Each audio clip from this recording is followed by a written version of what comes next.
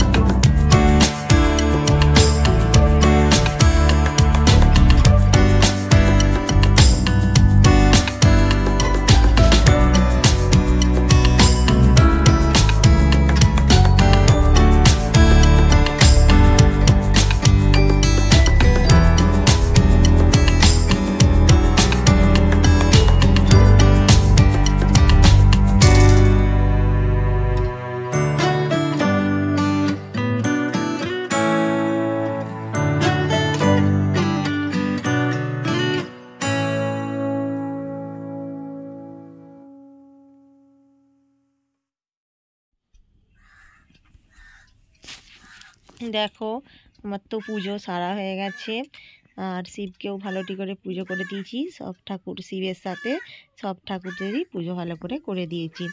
এরপরে তো খাবো, খাওয়া দাওয়া করবো, তারপরে রান্না বান্না বসাবো। হ্যাঁ, চলো পুরো ভিডিওটা দেখতে থাকো।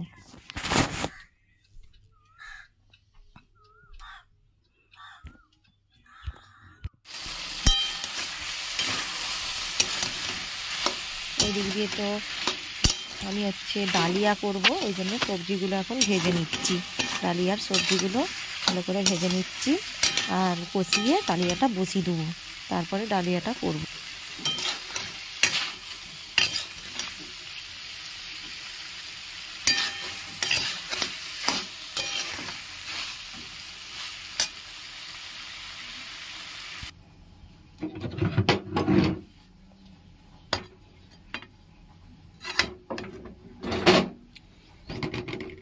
ডালিয়া তো বসিয়ে দিয়েছি, এরপরে প্রেসার কুকারে জলও দিয়ে দিয়েছি, ডালিয়া আর মুগ ডালও দিয়ে দিয়েছি, এরপরে চাপা দিয়ে দেবো।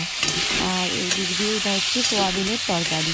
সোয়াবিনের তরকারিটা হচ্ছে ওদের ভাতের তরকারি হচ্ছে। আর আজকে বেশি কিছু করবো না, আজকে হচ্ছে সব ভাতে দিয়ে দিয়েছি, আর সোয়াবিনের তরকারি করে দেবো। আর হচ্ছে চপ আছে, চপটা চটকে দেবো।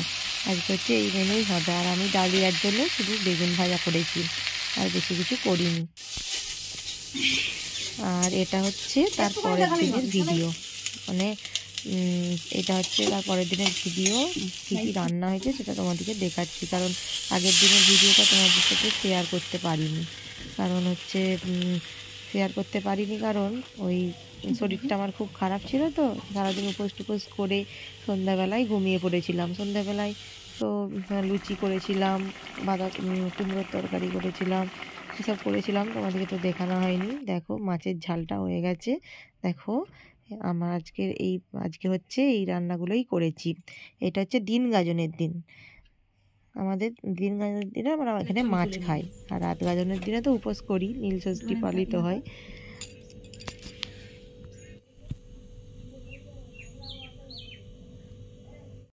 হাই ফ্রেন্ডস, অনেকক্ষণ বাদে তোমাদের কাছে চলে এসেছি। আর এখন কোথায় যাচ্ছি বলো তো? এখন হচ্ছে গাজন দেখতে যাচ্ছি। আর আমার যাওয়ার ইচ্ছা থাকেনি, কিন্তু মেয়ে আমাকে জোর করলো, ওই জন্য এটা করছে। সন্ধ্যা হয়ে গেছে, কিন্তু ওই আমি আজকে একটু দুপুরবেলা তো ঘুমিয়ে পড়েছিলাম। ঘুম থেকে উঠে বাসন ফাসন ধোয়া, গ্যাস মোছা, ঝাঁটপাট দিতেই অনেক দেরি হয়ে গেছে। দিয়ে তারপরে আমি যাব না বলছিলাম, যে গাজন দেখতে যাব না, তখন মেয়েটা খুব মানে ঝক করছিল যে না চলো, ওই জন্য যেতে হলো। আর তোমাদের দাদাভাই একটু কাজে গেছে, সে এবার বললো রেডি হয়ে ডাকবে, দিয়ে আমরা রেডি হলাম। দিয়ে এখন আসছে, আর সন্ধে হয়ে গেছে, আর ঘরের সন্ধ্যাটাও এখন জ্বালা হয়নি। ভেবেছিলাম সন্ধ্যা যদি জ্বালতে যাই তাহলে তো দেরি হয়ে যাবে, দিয়ে ঘরের সন্ধ্যা জ্বালা হয়নি, এসে সন্ধ্যা জ্বালতে হবে। চলো তোমাদেরকে ওখানে কিছু কিছু জিনিস তোমাদের সাথে শেয়ার করব, চলো পুরো ভিডিওটা দেখতে থাকো। তারা অফিসে একবার দেখা করুন। যারা হরপার্বতী সেজেছিলেন তারা অফিসে এসে একবার দেখা করুন।